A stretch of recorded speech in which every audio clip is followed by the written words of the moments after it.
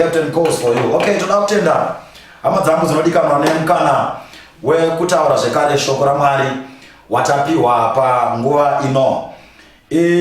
Toda kuti tinge tiri kudzidza kubva kubhuku raLuke chapter 23 kubva pavhesi ya 38 kusvika pavhesi ya 43.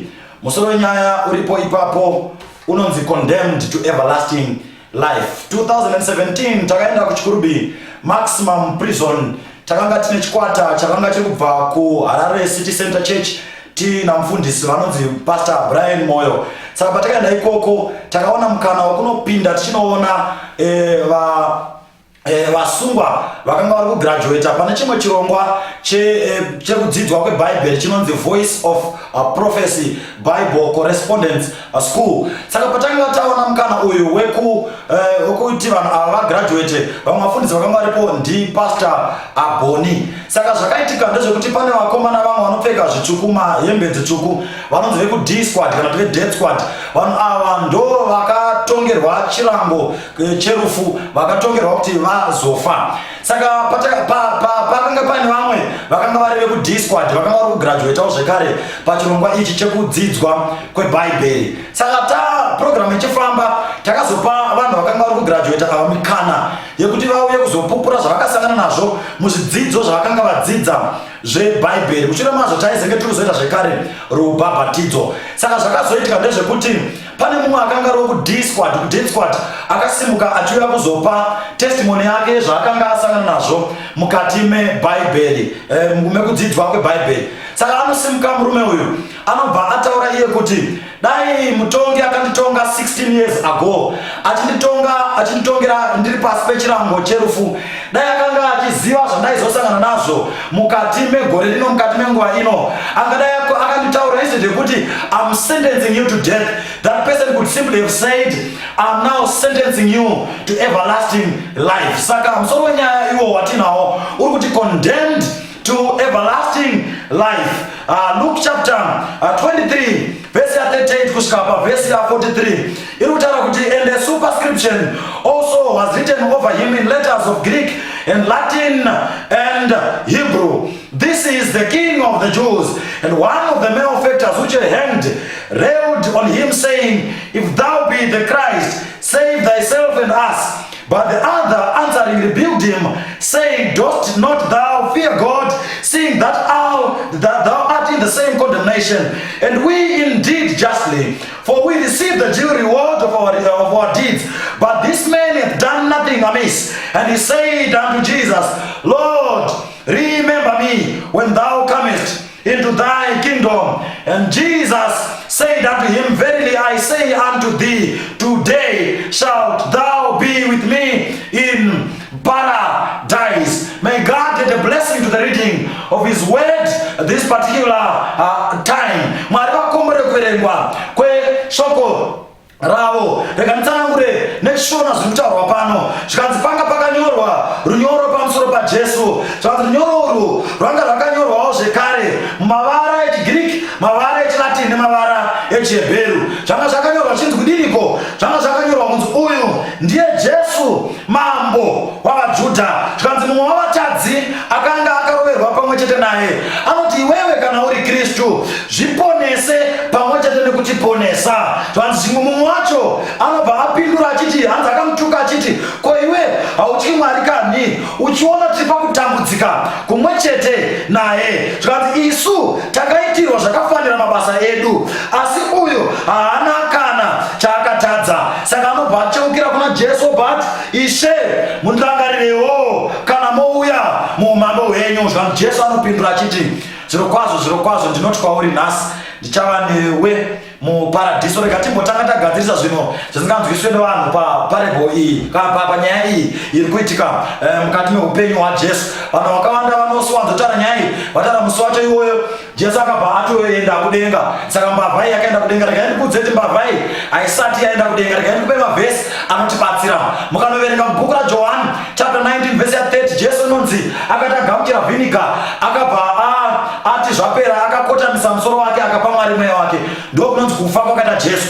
But paanozomuka musi wesvondo mangwanani, Jesu akafa Friday, paanomuka musi wesvondo mangwanani, tinonzwa pana John chapter 20 verse 13 pavhesi ya17 tinokudzwa pamusoro pemukadzi akanga achinzi Maria Magadharena akamukira kuenda kubwiro achienda kunotasa bwiro raJesu. Asi nyaya dzatinonzwa ipapo tinonzwa akawana mubwiro Jesu asima anodzokera unoudza vadzidzi kuti vakomana Jesu ndaita sei, ndaenda kuguva Jesu apo. Jesu abiwa, vadzidzi vanodzoka Peter naJohani vanouya vanobva vatarisa kuguva vanobva vaona Jesu amo. Zvinonzi vakadzokera vachitenda Jesu Yeshua abiwa, asi Maria anosara ari pabwiro achiramba achichema achitsvaka Jesu. Zvanzi anozomuona Jesu but Maria wati haana kumuziva kuti ndiye Jesu. Anobvunza Jesu ndigarden boy. Saka anobva ati nhai Ishe, munhu anobva amubvunza Jesu achibvunza Maria, Maria asingazivi Jesu. Hanzi nhai mai munochemei munotsvakani? Maria anobva ndinotsvaka Ishe wangu wakomana. Ishe kana muri mamubvisa ndiradzepa mamuisa undende ndinomutora. Zvanzi Jesu anobva ati Maria. Pakarepo Maria anobva ziva izwi anobva ada kunojambira Jesu kunomubata obva ati Rabhoni, ndo zvinoreva kuti mudzidzisi. Zvanzi Jesu anobva ati Maria usandibata nekuti ndichigere kukwira kuna baba vangu. Jesu paakafa Friday haana kuenda kudenga nekuti musi wesvondo waanomuka anobva audza Mary kuti Maria ndanga ndabva hangu asi handisati ndaenda kuna baba, ndakuenda iko zvino, chienda unoudza vadzidzi vangu kuti ndakuenda. Saka musi weFriday Jesu haana kuenda kudenga. Saka nyaya yekuti promisi yakaitwa kumbavha ipromisi yakafanana nekuti ndinokupromisa iwe mbambi ndokupromisai kuti ndokupromisai nhasi kuti ndichakupai wachi, kunyange mukaona handina wachi yacho. Wachi yacho ndogona kuzokupai next week kana next month, asi promisi yacho ndaiita nhasi. Andogona ndikukupromisa nhasi kuti ndichakupa bhara na ndichakutengera bhasikoro. Bhasikoro racho ndogona kuzokutengera wapedza grade 7 iwe wanga uri grade 5. Saka promisi yacho ndaita nhasi. Saka mbavha yakapromiswa naJesu asi ruponeso ichazowana panodzoka Jesu kechipiri patakamirira atose. Saka ndonyaya yatatanga tadzidza tadhila nezvayo tisati tapinda mukanyaya yakatiri kudzidza mukati mezuva ranhasi. Rega ndikudze vanhu vaMwari kuti zvinhu zvichiitika panguva iyi, nguva iyi ivhiki ranga rakatiomei zvikuru mukati meupenyu hwevadzidzi, ivhiki ranga rakatiomewo zvekare, ivhiki ranga rari nezvinhu zvanga zvakanyanya kuwanda nzira dzese mukati mevhiki iri dzanga dzakatarisa paCalvary, dzanga dziri prepared for Calvary. All roads were leading to Calvary. The first road that was leading to Calvary, it was called the Pharisaic road. Yakanga iri nzira yavafarisei. Vafarisei ndivanani? Vafarisei ndo vanhu vekuti mukatarisa between pane space iripo between the last book of the Old Testament and the first book of the New Testament. Vanotaura kuti panguva iyoyo there was no prophetic voice in Israel. Kwanga kusina izwi remuprofita kwaIsrael. Therefore God's oracles were preserved by a certain group of devout teachers who were called Pharisees. Sapane chikwata chakanga chakachengeta zvokwadi yaMwari chakanga chinzi chavafarisei. Saka vafarisei ndo vaichengeta chokwadi chaMwari, vaiverenga Bible, vairiziva vanhu ivavo. They used to read the Hebrew scrolls. Vakanga vachiziva mashoko raIshe, vakanga vachiziva pamutemo kuseri nekuseri. Asi dambudziko ravo nderekuti vakanga vakunyanya kudzvanyirira zvekutoti waigona kunzi kana ukapukuta ziya nemusi weSabata nehengechefu yanga iri mubhati rako waigona kunzi waseedza. Saka vafarisei dambudziko ravo ranga riri kunyanya kuzoomesera vanhu. Hondo yevafarisei naJesu yavapa. In fact ndisati ndataura hondo yava nedambudziko ravo. Rega ndikutaure kuti vafarisei for 400 years they were able to preserve God's oracles. Pano vanhu vakawanda vanoconcentrata the sinking of Peter instead of his walking on top of water. Vanhu vakawanda vanoti Peter akazonyora asi havataurawo zvakanaka zvaakaita zvekuti akafamba pamusoro pemvura. Tikaenda kudenga vadikanwa tikanosvobvunzwa tikanzwa vakomana vanhu vakambofamba pamusoro pemvura ngavasimuke tione. Munhu wokutanga anosimuka ndiJesu, wechichiwa ndosimuka kuti Peter. Vanhu vakawanda vanotarisa Peter wakunyura asi havataure Peter wakufamba pamusoro pemvura. Ndo zvinoita upenyu. Vanhu vakawanda vanotarisa iwewe pawakakundikana, pawakambogonawo havagoni kupa donongodza, havadi kupa donongodza. Vafarisei vakagona apa, ngativatipewo mari tovaomberera. Vafarisei vakagona pakuchengetwa kwechokwadi chaMwari asi vakanga vakunyanya kuwedzeredza nekuomesera vanhu padzidziso dzavo. Hondo yaJesu nevafarisei yakanga iyi kuti munhu apinde kuita kuvafarisei aifanira kuenda kuchikoro chamazuva eiwayo, aifanira akadzidza kuvadzidzi vemukurumbira, vadzidzisi vemukurumbira vamazuva iwayo, kana kugara patsoka dzana Hireri nepatsoka dzana Gamaliyo. But Jesu haana kuenda kuzvikoro zvese izvozvo asi akavapwisa vafarisei. Jesu akanga achiticha with authority. Vafarisei vakaona vari threatened naJesu. Saka slogan yavo yakabva yatanga kuti pasi naJesu. Nzira yechipiri yakanga iri kuenda kuCalvary yakanga iri nzira yevaSadhusei. VaSadhusei ndivanani? VaSadhusei vaibva kumuprista akanga achinzi Zadhoki. Akabata uprista hwake pamazuva ana David pamwe chete Solomon. Saka muprista uyu zvakazoitika mukufamba kwenguva vaprista vakapedzera vakutengwa nehurumende kuti vakwanise kuparidza zvaifadza mapoliticians amazuva iwayo. Vanga vakutengwa nekutengeka, vakatanga kufarira mari kudarika shoko ramari. Varume vaigona kutendera kuti kana kunyange patemberi chaipo paitwe business. Saka ndo vanhu ava vaitendera nokutengeswa kwenjiva nekuita zvokuchinjwa kwemari mutemberi. Ndo vakadzingwa naJesu achinzi vakomana, mashanduro emba baba vangu kuiita dongo ramakororo, vakadzingwa. Saka pavakadzingwa naJesu mukati metemberi, slogani yavo yakabhati Jesu anotarisa kuita mari, saka pasi naJesu. Saka nzira yavasadhusei yanga iri kuendawo zvekare kumuchinjikwa. Vamwe vanhu vatinosangana navo vachienda kumuchinjikwa, rega ndimbotaura vanhu vamwari kusiyana kwavasadhusei navaparisei. Varume vapa pamusuyo pabhikiri vakabatana nekuda kwe-one common goal, the elimination of Jesus from amongst them. Vaparisei navasadhusei vanhu vavanga vasingaonani. Number one, kuti uve musadhusei, you were born a Sadducee, but for you to become a Pharisee, you are supposed to get trained to become a Pharisee. Sadducees, they were what? They were priests who became politicians, but the Pharisees, they were devout men. Panese nechekuita nechitendero. Ukataza zvekare pamusoro pevasadhusei nevafarisei, their doctrines anga akatosiyana. Vafarisei, they believed in the ministration of the angels. The Sadducees did not believe in the ministration of the angels. The Pharisees, they also believed in life after death. They believed in the resurrection of the dead. But the Pharisees, the Sadducees, they did not believe. The Pharisees, they also believed in the what? In the Messiah. But the Sadducees were saying there is no such thing called a Messiah. But on this particular day and particular week, they were vakasanganiswa nekuda kwokuti vabvise Jesu pakati pavo. Imwe nzira yakanga iri kuenda zvekare, yanga iri kuenda kuCalvary, inzira yecrowd yakadeedzera kuti ngaite sei, ngaaroverwe. Maizviziva vanhu vaMwari kuti democracy ndo yakakondema Jesu to death. Kudemocracy vanhu vakatosvika pakuvhota upenyu hwaJesu ungadai vakatorwa kudhara nevaprista kare vangadai vakatomuuraya Jesu kudhara, asi nekuti vaitya vanhu, they just waited for the opportune moment yekuti vanhu vese vatange vakutaura ne one voice rekuti Jesu ngaaroverwe. Sei Jesu akaroverwa nekuda kwedemocracy? This was to avoid kuti mangwana ukasangana nemunhu mukati mestreet mufundisi obva wamuudza kuti iwewe ndiwakarovera Jesu, aibva ati handisirini, asi vanhu vakavhota kuti Jesu aroverwe. What was his crime? Christ's crime was his innocence. Jesu akaroverwa nekuda kwekushaya mhosva kwake, akafira kushaya mhosva kwake, mhosva yake yaiva kushayiwa kwemhosva kwake. Then Christ was condemned to death. Vanhu vatinotanga kuona vari munzira iyoyo, tinoona zvekare vaprista vakaronga vakaplana kuti Jesu wacho aroverwe. Tinoona zvekare vari munzira yekuenda kuCalvary. Ndivapi vamwe vatinoona vari munzira yekuenda kuCalvary? Tinoona the two rulers vakamutonga.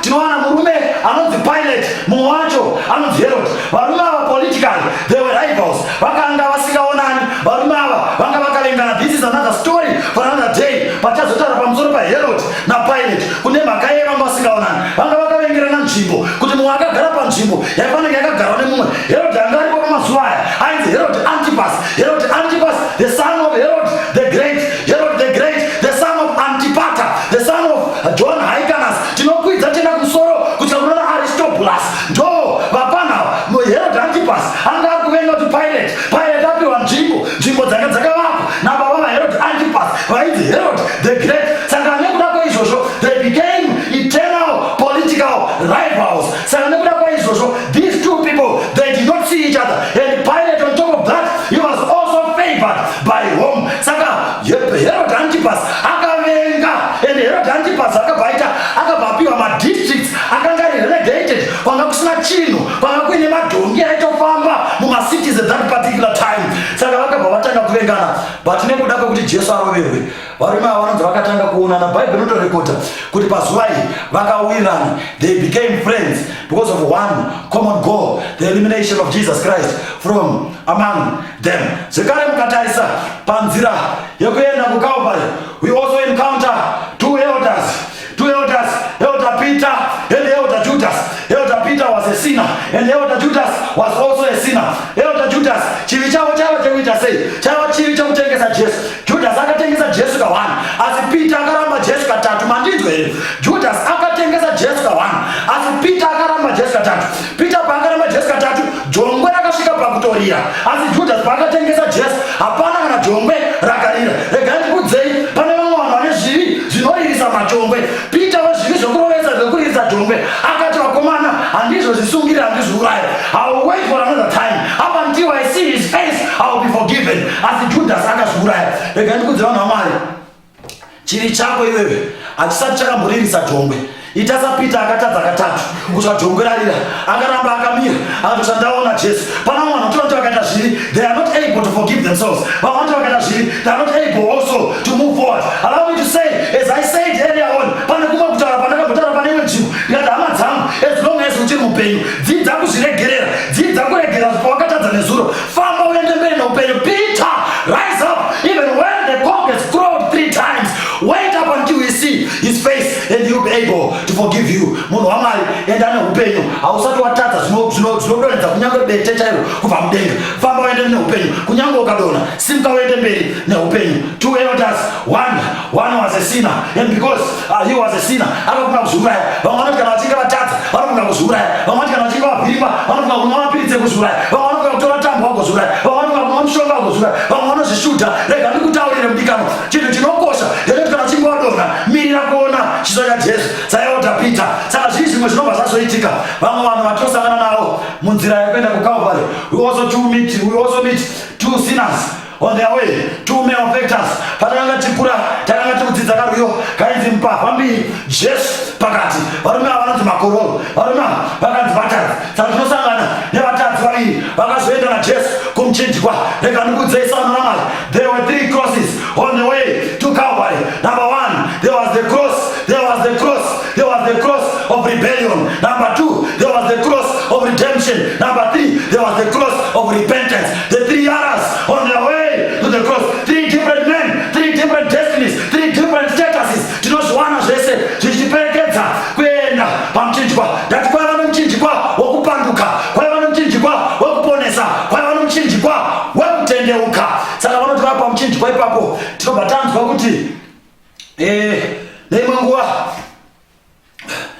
pane mumwe mufundisi wangu anotaura about the languages of the cross. It was written in Greek, it was written in Latin, it was also written in Hebrew. This is Jesus, the King of the Jews. Ukaverenga Greek pamazuva iwayo, these were the scholars of the day. You can talk of Aristotle, you can talk of Pythagoras, you can talk of the Platos of those days. You can also talk about the great philosophers of those days. Vakanga vari maGreeks. Saka Greek yakanga iri mutauro wevanhu vakadzidza, wevanhu vakaita mathematics, vakaita science and logic. So even to those, to the scholars, those who studied in whatsoever discipline that they studied, and they wrote also in Greek, to the scholars of the day, behold Jesus, the King of the Jews. Allow me to say, during COVID-19 times, to all those that scientists, to the politicians, to all the GNs of the day, allow me to say, behold Christ, the King of the Jews. It was also written in Latin. Latin it was the language of the Pax Romani, the peace of Rome. Kutonga kwa Roma. Takanga tutala pamsoro pana Julius Caesar, pana Augustus Caesar, tutala pamsoro pana Gaius Caligula, tutala pamsoro pana Emperor Nero, tutala pamsoro pana Komana, pana Constantine the Great, pana Galerius, pana Maxentius, pana Licinius, pana Basinius, tutala pamsoro pana Lactantius, the great politicians of the day. It was also written in Latin, and they were saying, behold Christ, to the politicians of the day. Behold Christ, the King. Christ is the King of kings, the Lord of lords, and the conquering lion of the tribe of Judah. It was also written in Latin, it was also written in Hebrew. Hebrew was the religious language. To the isms of the day. Hinduism, Jainism, Sikhism, Confucianism, Taoism, Shintoism, Judaism, Islam, African traditional religion. They are also saying to such people, behold Christ, the King of the Jews. Apostle, vanopinda Roma, vanopinda Dutch, vanopinda Seventh-day Adventists, vanopinda Jehovah's Witnesses, vanopinda Pastor Muti, vanopinda Pentecostal, vanopinda UFIC, vanopinda PhD, vanopinda ipi hama dzamudzodikanwa. Rega ndikutaure nevanopinda maministries akasiyana siyana. Revelation ministries, Jesus Christ ministries, Matthew ministries, Henry ministries, Last Day ministries, Hande takadaro apostolic ministries, vese nema ministries. Behold Christ the King. Jesu akabatanidza vanhu vese. Takabvasanyorwa zvekare nereligious language lest you forget about Christ. Rega ndikudzesa vanhu vamwari pakunamata kwenyu hama dzamudzodikanwa, pakunamata kwenyu napakufamba kwenyu. Chikristu, if Christ is not there, then there is no Christian church. If Christ is not there, then you and I are not there. If Christ is not there, then the Bible is not there. If Christ is not there, then the New Testament is not there. If Christ is not there, then there is no resurrection of the dead. If Christ is not there, then there is no heaven for you and for me. Behold Christ the King. You want all things to be well with you. Behold Christ the King. Saka zvakanyorwa zvekare nechebheri. Hanzi vasanyorwa kudaro. Ndobva zvazonzi mumwe mutadzi anobva acheuka, ndobva atarisa kuna Jesu.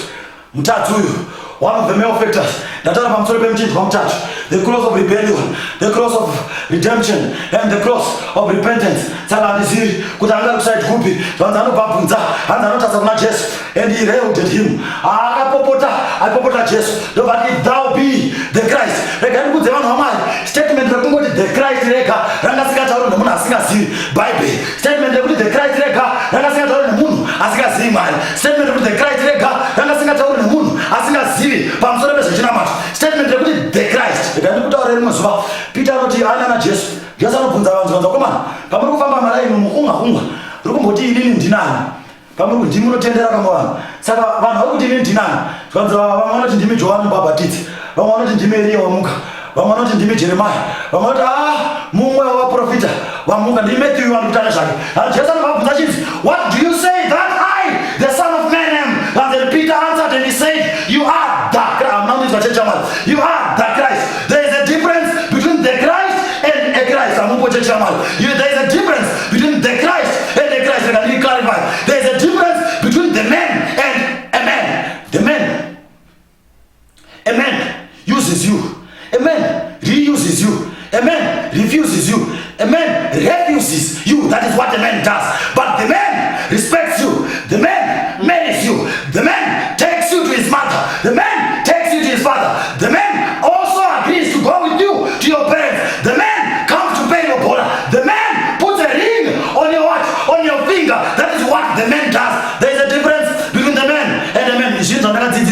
Namete Rushisha, Tim grade 5A, Pakadong Primary School, back 2016 Glendale, class in Badusi, near 6BL, Pinaga Road, Kamenda Huko, Kumutum Sampi, was a sub ground, is the parents of Kumimba, and Master Chitaka, Chili Coco, Sakari Doctor on Omar. There's a difference between the Christ and a Christ. So the thing says, if you are the Christ, so you don't have to fight the Christ, and Jimmy Chavo, Peter Pakati of the Christ, the Son of the living God, Jesus said unto him, it is not flesh and blood that has revealed these things unto you, but my Father in heaven. That Peter answered, the Christ. You know what I tell you? I answer no on prayer bench. I answer no people on one j. I will not give you on one. As answer, he answer every church. Why people on the Christ? That is particularizing Christ, the anointed one, the Messiah, the Mashiach, the Christos.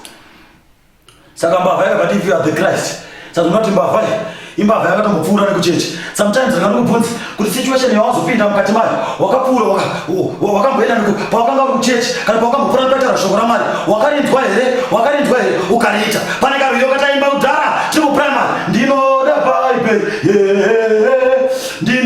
Bible raMwari, ndinoverenga, ndinorinzwa, ndinonamata, ndinoenda kuchechi. Bible kana chinge raverengwa rinofanira kuteererwa. Kana rateererwa zvawanzwa izvozvo obva azviita. Asi dambudziko muchinda uyu akanga akaverenga about inzwai zvaari kutaura. And if you are the Christ, inzwai prayer request. So he had a moment of praying, because Christ, the one who answers prayer, Christ who is also the good news, who is also the gospel, he was hanging in between two sinners. Christ, who is also the Savior of the world, he was hanging in between two sinners, two malefactors, and one had an opportunity of prayer. In fact, all of them, they had an opportunity to pray to Christ. They had an opportunity to present their prayer petitions to Christ. Vese vakavana mukana wokutaura naJesu. Saka kutanga inzwai munamato wake. Hanzi imimi mufundisi wamwana, this is another misplaced if in the Bible. If you are the Christ, save. And why? If you are the Christ, save yourself and us from the cross. When? Now. Ndakaenda kukwablawa kontutuzia tundu komva sushaindota konya makaipele kuyapela amazinyendota komkonyana wahagambwe ndakashika ikoko saka ndakati tikupinda ndikutaenda kusolusa tikubva kusolusa izombo ya weekends kwablawa tawo ya weekends kwablawa taindwa paine kaspika kana munhu anenge akagara paside peroad kaspika ikaka kakanga kari kutaura kachiti umuti uyabulala umunyonyo lamagundwana lamahuhu konapo umuti uyabulala unyonyo lamagundwana lamahuhu konapo ndakazoya kuharare ndikaona vakachinja ndobva vakaisa vakakadumura vakakaisa kushona ndakanzwa vakachinzi mushonga unouraya masvosve nemakonzo namapete ipapo mushonga unouraya masvesve namakonzo namapete ipapo ndobva ndanzwa mbavhai iri kuti if you are the Christ, save yourself and us from the cross. When? Right now tingazitwe panapa instant noodles, instant porridge, instant marriages, instant pregnancies, instant money, instant zvese zvangoita instant wealth. Hanzakomana inzwai, if you are the Christ, save. Saka mchino wanja aiziva ndechoti the purpose of the Christ is to save. The purpose of the Christ is to save. But direct your salvation kwatiri pa physical pain yedu iko zvino tidzikisa iko zvino mambo nzwere saka akunamata timali tiponese Jesu muponesi weBhetelehema aberekwa murombo munanga chava chinoshamisa kutsvaka iweneni. Saka mchinda anoziva Jesu muponesi, asi zvari muponesa taiwaka chandinoda kuponeswa pachiri kubviswa pamuchinjikwa from this physical pain. Now Jesu akaramba akanyarara. Ndakandibotara pamusoro pe the Christ and Christ. Varakuti Christ ndatinobva kuchihebheru chekuti Mashiach, kuchigiriki inoti Christos, rinongoreva kuti the anointed one. Saka muri chinhu yakuti if you are anointed, take me from the cross now. Saka Jesu akaramba akanyarara. Zvakaipa here kunotsvaka anointing inokupa mwana ipapo. Zvakaipa here kunotsvaka anointing inobva yakupa mota. Zvakaipa here pamazuva atikurarama. And Christ warned about the false Christ. Ndobva atitaura kuna Matthew, there shall arise false Christ. Saka Jesu ataura vakomana vachamuka boys reanointing ichaita sei? Zvikati vachaita zvinoshamisa, zvinhu zvikuru zvekuti vanogona kutosimudza gomo kuti bhabha enda vanzikana zvichibvira vatsause nevakasanangurwawo. Zvikati naJesu pana naKristu vanoita zviratidzo versus the Christ who saves. Anointing yezvinhu neanointing yekuponesa. Saka mchinda akati kana uri anointing yandiri kutsvaga mazuva ano anointing yekuti inogona kundipa mota, anointing yandiri kutsvaga anointing inobvisa covid ipapo anointing yandiri kutsvaga mazuva ano anointing inostetesa murume wangu, anointing yandiri kutsvaga anointing yekuti ndibva ndaroorwa, anointing yandiri kutsvaga ndeyekuti kana ndisina mwana ndibva ndaita mwana, anointing yandiri kutsvaga. Saka ndo anointing yaitaura nemchinda yekuti aponeswe from the physical pain. Save me if you are anointed. Zvakati naJesu aiwedzwa pane boys reanointing inoita izvozvo. Inini handina kuvinga izvozvo parizvi. Christ remained silent. Iwe unoteera vapi? The anointed one versus anointed ones.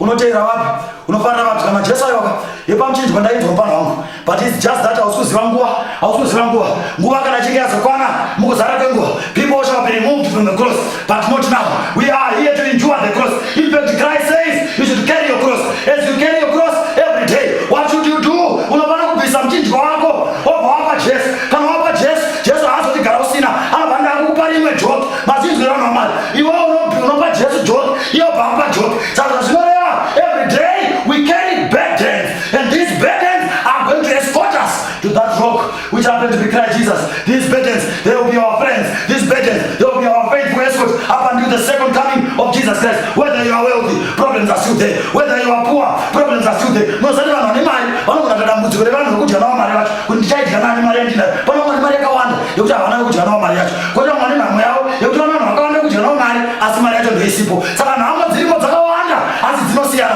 We are going to carry burdens up until the soon return of our master chirwere charamba ziripo vanapo vaitorwara ndorakomana iminga ndine munzwa inini mukati menyama yangu. When I pray to God, he said my grace is sufficient for thee. Anotombotaura muzuva kuti mumuchinda waaiparidza naye hanzi ndakatomusiya Trophimus ndakamusiya paMiletus achirwara. Vanhu vaitoparidza napo chaitaita zviratso zvikuru hanzi vari kutofamba vakomana vachirwara. They also suffered and they also died. Even his disciples also died. Saka mbavhai yakabva yaita munamato usingapindurike panguva iyoyo. There are some certain prayers that Christ cannot answer as of today. Take me from pain as of now. I know the world is praying as of now. Dear Father, remove sicknesses. Dear Father, remove death. Dear Father, remove. As long as we are outside Eden, tichana matine minzwa neutumbambeo. Watakaunzwa kuno ndiko kuchema, ndiko kwenzara, ndiko kutambudzika, nekufa dakana Jesu atidzoka. Tingatrai kungwedza nekumiramira asi nhamo dzakatirindira pamaguta. Saka ndozvo kunzi panapa na Jesu akaramba akanyaripa the Christ. He knew that the Christ is a savior. A lot of people, they know that Christ is a savior, but one thing that they want to do, they want to use Christ. They don't want to be used by Christ. Vanokumushandisa kuti vangopona kana vachinge vapona. Imagine if Christ had performed a miracle vari pamuchinjikwa yekuburutsa vanhu pamuchinjikwa, the next thing that the people would do, you would also go marine, rampaging and ravaging the villages. Atinotora vanhu zvavo atinoti ndikaroverwa kuti I know a person who is able to bring me down from the cross. Saka angasikari kuregerwa zvivi zvake, but he said, if you are the Christ, save me and yourself. Now perform a miracle right now. Tane vanhu vanogoda zvinhu now. Allow me to say some nows are going to be answered in the by and by. Saka hanzi paakataura paakata munamato wake mbavhai mumwe wacho zvakanzi Jesu haana kupindura, akaramba akanyarara. Dzimwe nguva ndinozibvunza ndikosei Jesu akanyarara muchinda uyu. It's just that muchinda angasingazive nguva inopindura munamato iyi. Rega ndikudzei, kunyange hondo dzikaitika, kunyange masoja akapenga, mapurisa anga mugobatwa, mugoshungurudzwa, mugorohwa, mugoitwa sei. Rega ndikudzei, zvinhu izvozvi zvicharamba zvichiperekedza as long as the devil is still alive. Up until the day when it's going to be destroyed, then all things are going to be made new. Sazvanzi mumwe wacho ndiakati kumudaira mambozonare mbavha mbiri dzakutita nhaurirana.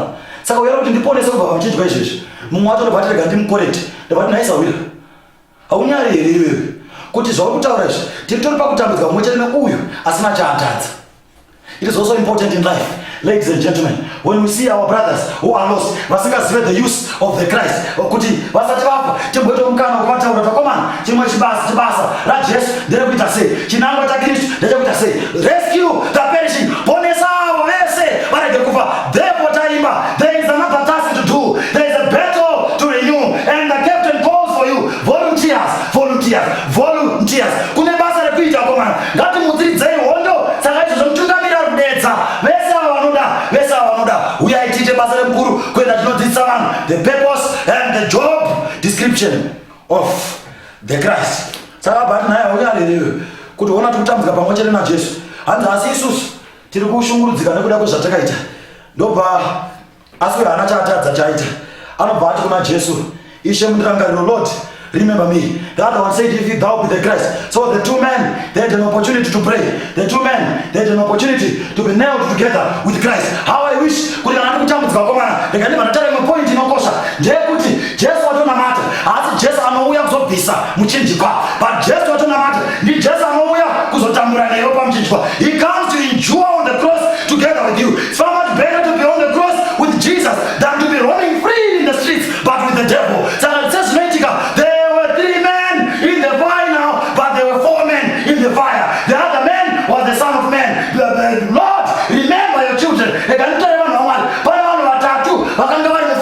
But 4 men were in the fire. He did not come to remove the fire, but he came to be with them in the fire, so that when the world looked at them, they would then magnify and glorify his name. There was 1 man in the fire now, but there were 2 men in the lion's den. The other man was the Son of God. Allow me to say, just anotaura iye kuna Isaiah, tukanzwa komana Jacob inzwa ndindakusika iwe ndiri mwari wako ndikakudaidza nezita, kana ukapinda nemvura ndichava newe, kana ukapinda nemoto ndichava newe, kana ukapinda nemudzizi dzinonyudza asikakunyudzi, nemirazo chaiyo haingakupisi. Jesu hati ndikuya kuzobvisa kugungwa, Jesu hati ndikuya kuzobvisa moto ucharamba uripo, vanhu moto vachakandwa, asi Jesu anouya kuzomira newe, so that nyika ikakuonai mukutambudzika kwenyu nemukuchema kwenyu ichaona mukurumbira waJesu nekubwinya kwake. Ari kuti pana pamba inoti naiwe Ishe ndirangarireyo. He said, Lord, He said, Lord, what are you, Lord? You looked out the master, servant, relationship. But if you are the Christ, the first person who said, if you are the Christ, it was the devil. Matthew chapter 4, if you are the Son of God, turn these stones into bread. Jesus akati kuedza mwari wako. Saka mchinda akabva adzokorodza nyaya yaSatani kuti kana muri muJesu, pana makaona kuti kana muri muJesu, madini maregere muri munhu achifa. Kana muri muJesu, maregere vana vangu vachifa. Kana muri muJesu, maregere hama dzedu dzichifa neCovid. Kana muri muJesu, maregere mabhodha achivharwa. Tenda muzomudikanwa. Jesus is Jesus, whether there is COVID or not. Jesus is Jesus, whether the borders are closed or opened. Jesus is Christ, whether he is a savior, whether there is death or life. Christ remains Christ, whether he is on the cross or he is seated on the throne. Christ is Christ, whether in heaven or in the grave. Jesus and Jesus. Where is God when these things are happening? When calamities are befalling us? No, God is still seated where he was seated on his word, his son. The God of the mountains is still God in the valley. The God of the day is still God even in the night. Lord, he had an opportunity. Allow me to say, ladies and gentlemen, Jesus akapeka 7 statements. Dzinoperekedza kuenda pamuchinjikwa. Saka pakanga akataura statement manje. Pa 43 Jesus anoti, verily, verily I say unto you today, thou shalt be with me in paradise. These are among the last 7 statements. The 7 statements which Christ uttered when he was on the cross. The first statement, he was a forgiving savior. On the cross, he said, forgive them, Father, for they don't know what they are doing. Even on the cross, Christ was still a forgiving savior. And Christ also said, verily, verily I say unto you today, you shall be with me in paradise. So Christ also was a saving savior even on the cross. Christ said, mother, behold thy son, and son, behold thy mother. He was still an affectionate savior even on the cross. Christ also said, Eli, Eli, lama sabachthani. He was a savior in anguish. Christ also said the 5th statement, I thirst. He was now a suffering savior on the cross. Christ said, it is finished. A sign of victory, the proclamation of victory. He was also a victorious savior even on the cross. Christ said, Father, into your hands I commit my spirit. That was the cry of contentment. He was a contented savior even on the cross. So this thief thought, he thought it was important to be in Jesus' heart before the supernatural events of the day. Let me talk to this man. Let me talk to this man before the great hours of darkness have befallen this earth. He also said, let me talk to this man before the triumphant cry, it is finished. He said, let me talk to this man and be in his heart before the rending of the temple veil into two.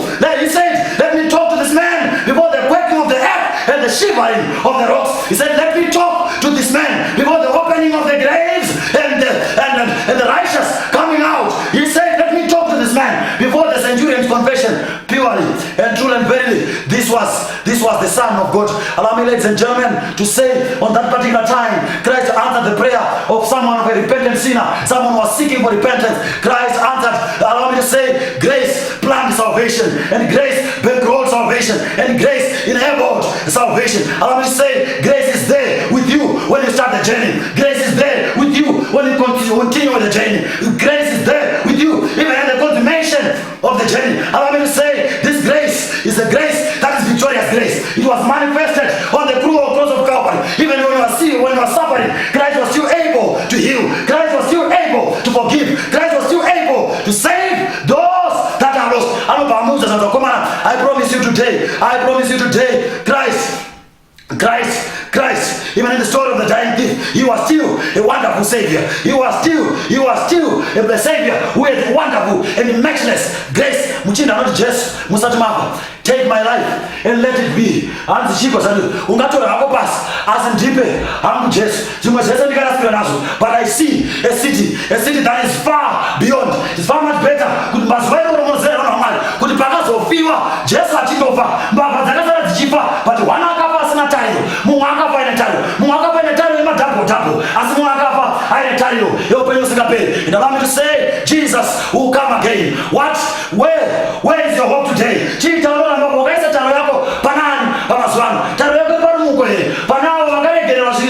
A time shall come. Heaven answers there and then. Heaven answers there and then. It's far much better to die a forgiven sinner than to die with riches and gold. I would rather have Jesus than silver and gold. I would rather have Jesus than to be a king of a vast domain. I would rather have Jesus than to have riches untold. I would rather have Jesus than having my name being sung in the streets of Harare, being sung in the countries in the countries of Africa, being sung all over the world. I would rather have Jesus. If it is to be, if I am to die today, allow me to say, ladies and gentlemen, some of our friends are going to succumb to the COVID-19 pandemic. But before you die, make a date with Christ. Make a date with Christ. Approach him. Ask for forgiveness. Seek for forgiveness, so that when he comes again, you will rise again immortal. When this mortal shall put on immortality, when this corruptible shall put on incorruptible. Allow me to say, ladies and gentlemen, before you die, we don't know. Probably it is the preacher who is going to die. Probably it is you who is seated there looking at me. Probably it is someone who is listening to me as I'm preaching right now. Probably it is someone, ladies and gentlemen, there were several that we used to listen to when we were young back then. Marido zaidi kugadzirira rufu rwako. Reka ndikuza mbikano kana ungapa nasi chii chawakabatira pachi. There are two things zikumanisana muupenyu. Number one, kudzoka kwa Jesu. Number two, rufu rwako. Unogona kungofa anytime Jesu asatawe. Kana Jesu anogona kungofa anytime usatawe. Iwewe uchazovepi. Pakazoimba kwa yana maposteri kwetu. Muchazovepi kwa wakomana. Kana tsuri yorira. Masoja akazoimba pa inyanga. Kana kasimu zana baba pa inyanga. Ichaba morono. Isn't it also your song and your prayer that when all these things are done and dusted, when this world has passed away, I want my name to be found written in the books of life. Some of you, your names are written in various schools, universities, colleges, whatever. Political parties, even passport. But is your name written in the book of life? The man said, Lord, remember me when you come again in your kingdom. Today, remember, I said, he's saying, I'm no longer a member. Whatever I'm saying, when you Garava, I'm sure. When you Garakasama Sadat, Nambe, you can't do Musa, Baruba, Sakat, when you come on. Tell them about Koropojanika, Panavan Snatario. But Lord, when you come again, I want to be a member in your kingdom. Allow me to say, those whose sins have been forgiven by Jesus, they are going to be members in the earth made new. They will sing, who won't sing again. Lord, build me a cabin in the corner of glory land, but will sing, Lord, my a mansion. Lord, allow me to walk in the streets of gold, Hallelujah Street, in the glory of Him. This is the blessed hope. Muna matu wangu kuti mari satoyamba mangu ndizive Jesu. Muna matu wangu mwana asatauye. Muna matu wangu muri satawe. Muna matu wangu mudzimai asatauye. Muna matu wangu zvese sazvaitika kunyange zvingade varufu. Rega ndinoimbira paguva kuti Jesu amaponesa. And may God bless you and bless the reading of His word. Ngatinamate. Baba vakudenga, toda munamato wembavha yechipiri wokuregererwa zvivi. Kuri kunamato wokuita amass wealth, but without our sins being forgiven. Tamatiro mali, kuti kana tingaite mali, ngatiite mali asi tina Jesu. Kana tingashayiwe mali, tishayiwe mali tina Jesu. Kana tingararama, tirarame tina Jesu. Kana tingafa, tife tina Jesu. Pane zuva risingazikamwe nevanhu kuti tikuenda nepi, nekuti mumwe anofa aine simba rake rose. Mumwe anofa akafara chose, wedza dzake dzizere nomukaka. Vamwe vanofa vaine shungu dzemwoyo, vasina kutongoravira zvakanaka. Rufu rwakatimirira, rufuru mahwindo aro akatitarisa kwatiri. Mwari tibatsire vanhu pavari kufa seunyunyu, tite ukama naJesu. In moments like these, help us to have a relationship, a lasting relationship with Christ. That if you are to die, we die, but with our names imprinted in Jesus' heart. Akanyorwa nekudhindwa pamwoyo waKristu. Tibatsireni kuva nesu, mirai nesu in uncertain times. Muve Mwari wedu, isu tive vana venyu. Tisimbisei nekumira nevana venyu. Ivai nevanorwara, ivai nevanochema, ivai nevakadzokera kumashure, ivai nevanokutsvakai. Muzita raJesu nogara nokusingaperi tiponesei. Amen. Amen.